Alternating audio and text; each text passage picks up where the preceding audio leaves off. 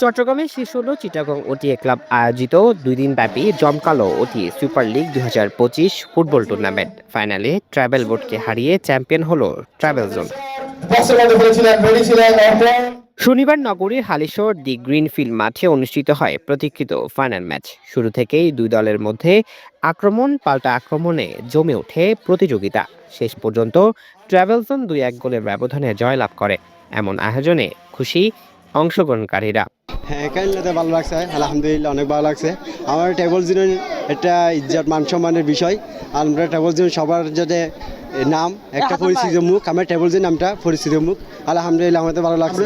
Travel জোনের পক্ষ থেকে আমরা যেভাবে এখানে অংশগ্রহণ করেছি, অংশগ্রহণ শুরু থেকে আমরা চেয়েছি, আমরা লক্ষ্যবস্তু হচ্ছে আমাদের চ্যাম্পিয়নশিপ নেওয়া। আমাদের এই লক্ষ্যবস্তুকে আমরা সাফল্য লাভ করার পরে কী ধরনের আনন্দ বুক করতে হবে সেটা আপনারা উপলব্ধি করতে পেরেছেন। কিন্তু ওটিএকে যেভাবে সহযোগিতা করার প্রয়োজন সেইভাবে আমরা সহযোগিতা করেছি। ওনারাও যে পরিচালনা করেছেন আমরা অসংখ্য ধন্যবাদ জানাই। আমরা যদিও ফাইনালে এসে হেরেছি, আমাদের কোনো মনোদুঃখ নেই। আমাদের টিম প্লেয়াররা ভালো খেলেছে, আমাদের সবাই ভালো খেলেছি।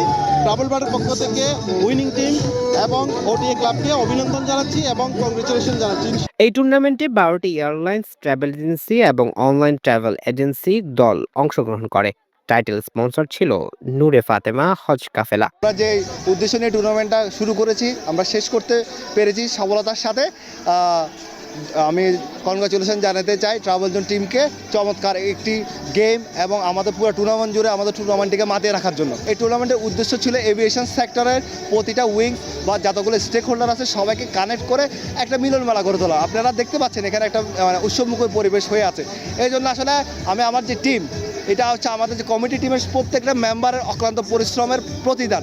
ফাইনাল শেষে বিজয়ীদের হাতে ট্রফি তুলে দেওয়া হয় এক বর্ণাঢ্য অনুষ্ঠানের মাধ্যমে। অনুষ্ঠানে উপস্থিত ছিলেন এমি airlines travel agency director Kazi Rafiqul Islam, share trip বাংলাদেশের সিইও ও founder Kashef Rahman, air galaxy Chittagong স্টেশনের in charge Mohammad Asif Chowdhury, Emirate airlines Chittagong branch manager Anwar A Siddiqui এবং আরও অনেকে।